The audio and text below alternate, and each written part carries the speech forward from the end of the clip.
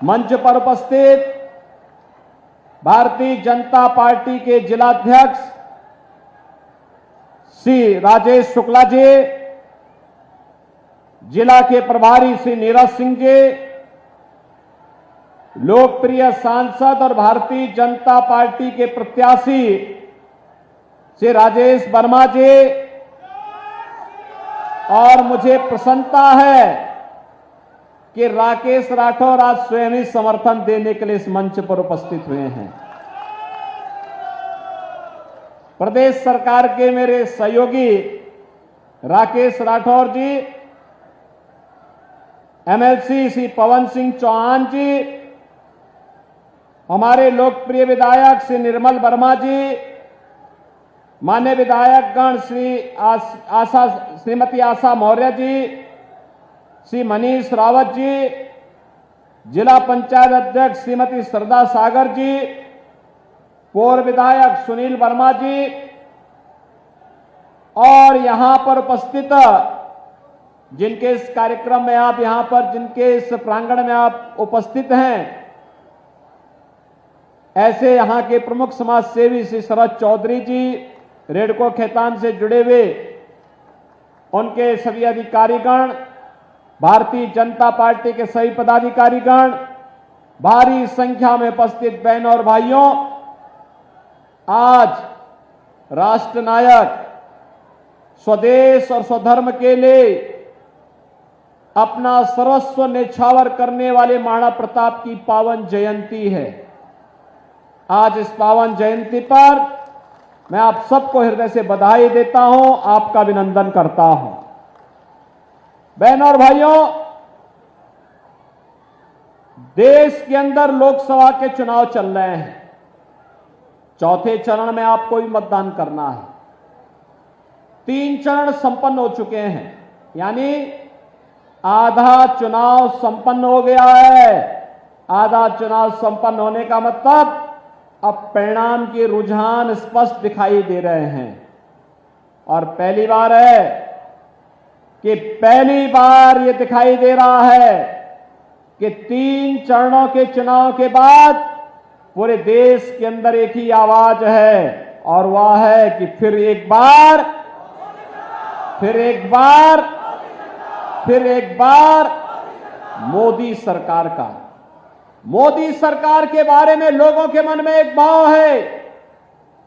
बहनों और भाइयों, यह भाव इसलिए भी है क्योंकि जनता जनार्दन इस बात को जानती है, और उनके मुंह से एक ही बात निकल रही है कि जो राम को लाए हैं हम उनको लाएंगे। बहनों और भाइयों, ये होना भी है। पूरा चुनाव अब तो राम भक्तों और रामद्रोहियों के बीच में बंट करके रह गया है। एक और राम भक्त है, पूरे देश का राम भक्त एक और खड़ा है, और वह एक स्वर से बोल रहा है, जो राम को लाए हैं हम उनको लाएंगे। और दूसरी तरफ रामद्रोही है, वे कहते हैं मंदिर बेकार बना है। वे कहते हैं मंदिर बनाने की आवश्यकता ही नहीं थी। वे कहते हैं भारत के अंदर मंदिर की क्या आवश्यकता थी। तो भगवान राम का मंदिर भारत में उत्तर प्रदेश के अयोध्या में नहीं बनेगा तो क्या काबुल और कंधार में बनेगा? क्या लाहौर और कराची में बनेगा? क्या अरे अयोध्या तो भगवान राम की पावन जन्मभूमि है, और कोटि कोटि सनातन धर्मावलंबियों की आस्था की भूमि है, हमारा पवित्र धाम है। बहनों और भाइयों, आपसे मैं पूछना चाहता हूं, कितने लोग अयोध्या गए हैं राम मंदिर बनने के बाद? वाह भाई, काफी बड़ी संख्या में गए हैं। लेकिन जो लोग बचे होंगे, मैं यहां के विधायक निर्मल वर्मा जी को, पवन चौहान जी को और राजेश वर्मा जी से कहूंगा, बाकी लोगों को लेकर एक बार फिर से अयोध्या का दर्शन करवा दीजिए।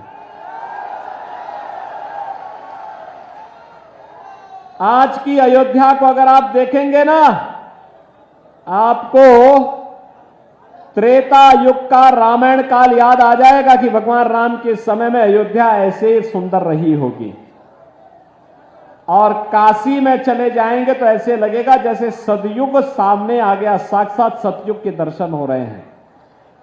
बहनों और भाइयों, ऐसे ही हम लोग यहां पर नैमिषारण्य का विकास भी करने जा रहे हैं। नैमिषारण्य के लिए भी ऐसी बड़ी कार्य योजना लेकर के हम लोग आ चुके हैं। नैमिषारण्य के विकास का मतलब ढेर सारे विकास के कार्यक्रम के साथ जुड़ना। 4 लेन की कनेक्टिविटी मिलेगी, कार्य प्रारंभ हो चुका है। वहां पे यात्री विश्रामालय बनेंगे, गोमती नदी का रिवर फ्रंट के रूप में डेवलपमेंट होगा, मंदिरों का पुनरुद्धार और सुंदरीकरण का कार्यक्रम होगा। वहां अंदर पे हरेक व्यापारी को पुनर्वास की बेहतरीन व्यवस्था दी जाएगी। नए होटल और रेस्टोरेंट खुलेंगे।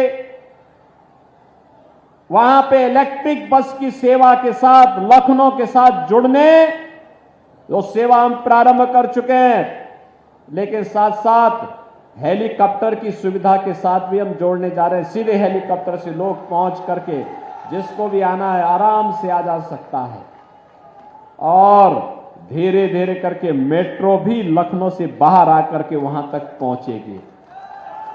बहनों और भाइयों, विकास इसी से आगे बढ़ेगा। जैसे यहां पे शरद चौधरी ने बनाया, आपने देखा होगा कैसे उन्होंने यहां पे एकेडमी बनाई है, स्टेडियम बनाया है। अग्निवीर में भर्ती होने के लिए कैसे नौजवानों को तैयार होना है, ऐसे ही एकेडमी को विकसित करने के लिए सरकार के स्तर पर भी भरपूर सहयोग किया जाएगा, जिससे हमारा युवा आत्मनिर्भर बन सके, आत्मनिर्भरता के इस लक्ष्य को प्राप्त करने की दिशा में आगे बढ़ सके। आज जो एक नया चुनाव चल रहा है 2024 का, यह एक और राम भक्त हैं जो भारत के सम्मान के लिए, भारत की सुरक्षा के लिए, भारत के विकास के लिए, गरीबों के उत्थान के लिए और विकसित भारत के लिए कार्य करना चाहते हैं, कार्य कर रहे हैं। दूसरी तरफ रामद्रोही है। बहनों और भाइयों, वे भारत का सम्मान नहीं, दुनिया के अंदर भारत को अपमानित करते हैं। दूसरी तरफ वे लोग हैं जो भारत को अपमानित करते हैं, भारत की सुरक्षा में सेंध लगाते हैं, राम भक्तों पर गोली चलाते हैं और आतंकवादियों के मुकदमों को वापस लेते हैं। दूसरी तरफ वे रामद्रोही हैं जिनको राम मंदिर बेकार लगता है, लेकिन आतंकवादियों पर जो मुकदमे थे उन मुकदमों को वापस लेने का काम ये करते हैं, तो उनको ये अच्छा लगता है। इनकी सोच तो देखो पहले। बहनों और भाइयों, इसीलिए हम लोग आए आपके पास। आज जो ये नया भारत आपको देखने को मिल रहा है, ये नया भारत जिसमें सुरक्षा भी है तो सम्मान भी है, विकास के बड़े बड़े कार्य हो रहे हैं, तो विकास के साथ साथ गरीब कल्याण भी है। कोई सोचता था कि 80 करोड़ लोगों को फ्री में राशन मिलेगा? कोई सोचता था 60 करोड़ लोग देश के अंदर 5 लाख रुपए की आयुष्मान भारत की सुविधा प्राप्त करेंगे? कोई सोचता था कि बहनों और भाइयों 50 करोड़ गरीबों के जनधन अकाउंट खोलेंगे? ये जनधन अकाउंट का लाभ क्या? एक छोटा सा उदाहरण मैं आपको देता हूं। आज अगर कोई गरीब बीमार होता है, आयुष्मान का कार्ड नहीं है, अगर कोई विधायक, कोई सांसद या वह पीड़ित स्वयं भी मुझे पत्र लिख देता है ना कि मैं बीमार हूं, मेरे पास उपचार का कोई माध्यम नहीं, कोई साधन नहीं, तो उसके जनधन अकाउंट में हम सीधे लखनऊ से मैं पैसा भेजता हूं और कहता हूं भाई निश्चिंत होकर उपचार कराओ, सरकार आपके साथ खड़ी है। 50 करोड़ ऐसे गरीबों के खाते मोदी जी ने खुलवाए हैं। पहले गरीब भूखों मरता था, 80 करोड़ लोग फ्री में राशन की सुविधा का लाभ प्राप्त कर रहे हैं। पहले गरीब स्वास्थ्य सुविधा के भाव में दम तोड़ता था, आज 60 करोड़ लोगों को इस सुविधा प्राप्त हो चुकी है। पहले बहनों और भाइयों, पहले किसान आत्महत्या करता था, आज 12 करोड़ किसान सम्मान निधि का लाभ प्राप्त कर रहे हैं। पहले नारी गरिमा तार तार होती थी, आज 12 करोड़ गरीबों के घर में शौचालय बन गए हैं।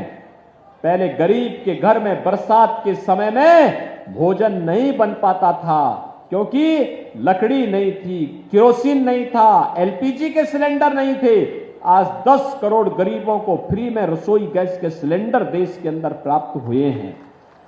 4 करोड़ गरीबों के मकान बन गए और मोदी जी ने कहा है अगले 5 वर्ष में शेष बचे हुए गरीबों को मकान दे देंगे।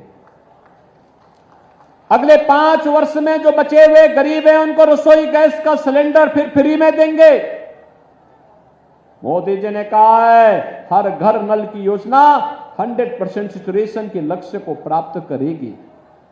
और बहनों और भाइयों, ये भी कहा है कि यह देश अब अधिक इंतजार नहीं करेगा, पूरे देश के अंदर एक समान नागरिक कानून भी लागू करेंगे।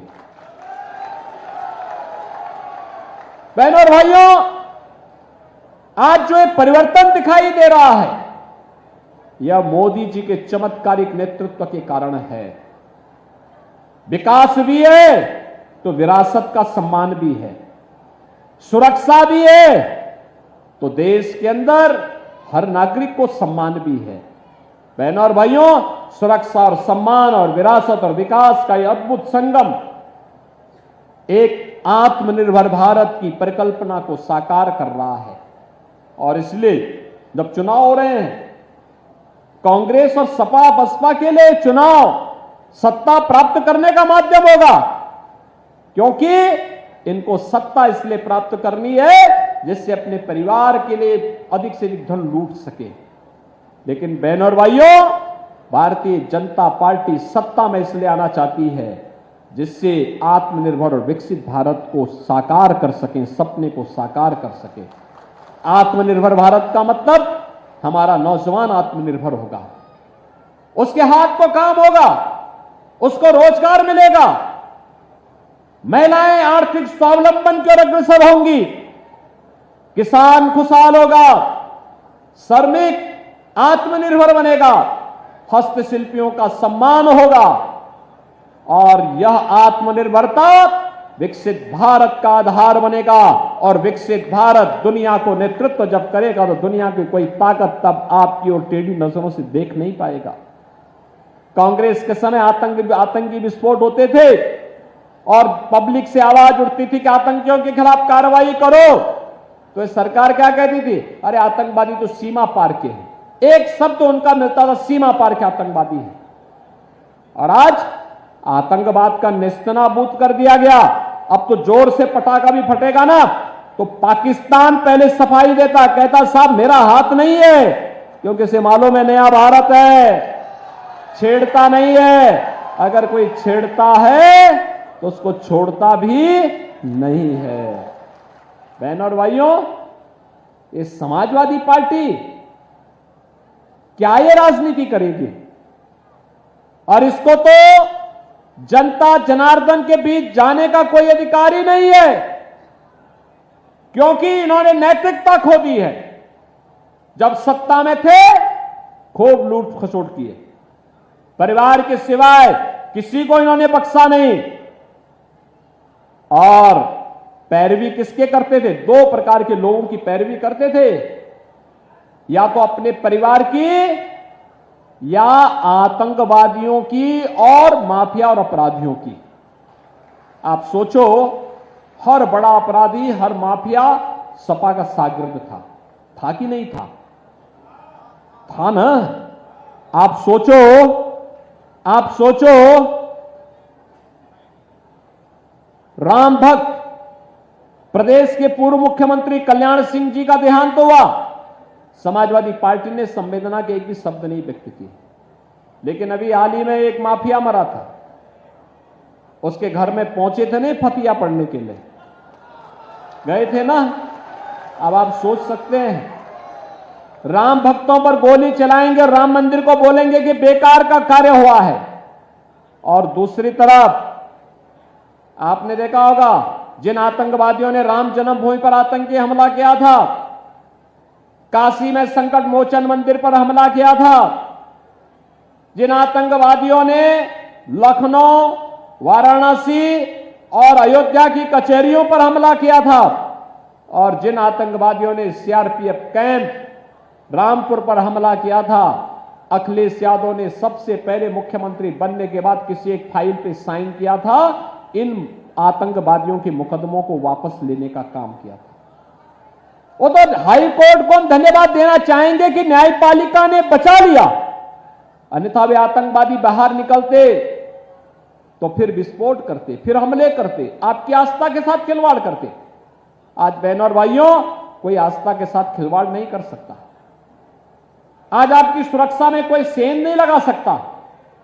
अगर सुरक्षा में, बेटी और व्यापारी की सुरक्षा में, किसी आम नागरिक की सुरक्षा में कोई सेंध लगाएगा तो उसे मालूम है कि सेंध लगाने के पहले यमराज उसके जीवन की डोर काट करके लेके चले जाएंगे।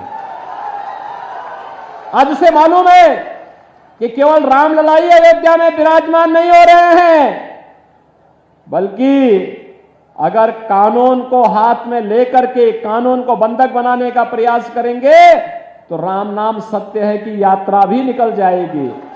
और बहनों और भाइयों, यही कारण है माफिया और अपराधी अब अपने गले में तख्ती लटका करके घूम रहे हैं, कह रहे हैं साहब एक बार जान बकस दो बस।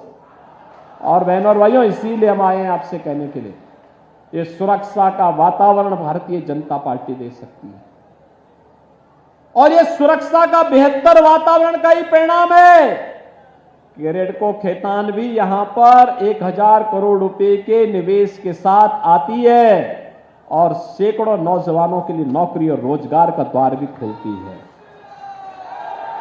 ये सुरक्षा का बेहतर वातावरण ये कि ईडी का एक अधिकारी अपनी नौकरी को छोड़ करके नौजवानों के भविष्य को बनाने के लिए इतना बेहतरीन कैंपस आपको उपलब्ध करवाता है।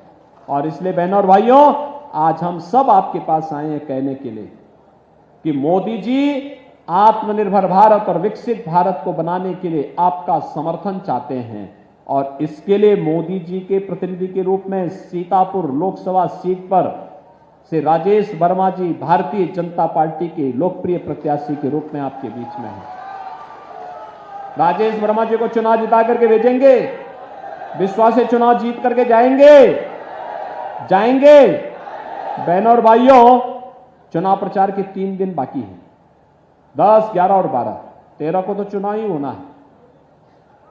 3 दिन जनसंपर्क के लिए, 2 दिन प्रचार के लिए, और मेरी आपसे विनती होगी कि जो 3 दिन प्रचार घर घर जाकर के जनसंपर्क के लिए है, इसमें आप सभी अपने आप को राजेश वर्मा मानकर के घर घर जाकर के कमल चुनाव चिन्ह खिलाने का काम करिए। करेंगे? जाएंगे? सभी लोग जाएंगे? अधिक से अधिक संख्या में मतदान कराएंगे। गत चुनाव में जितना वोट राजेश वर्मा जी पाए थे उससे दुगने वोट से जिताएंगे। सभी लोग सहमत हैं? जहां तक मेरी आवाज जा रही है वे लोग सभी मुझे आश्वस्त करके बताइए, सभी लोग सहमत हैं ना? तो फिर मेरे साथ बोलेंगे भारत माता की, भारत माता की, भारत माता की।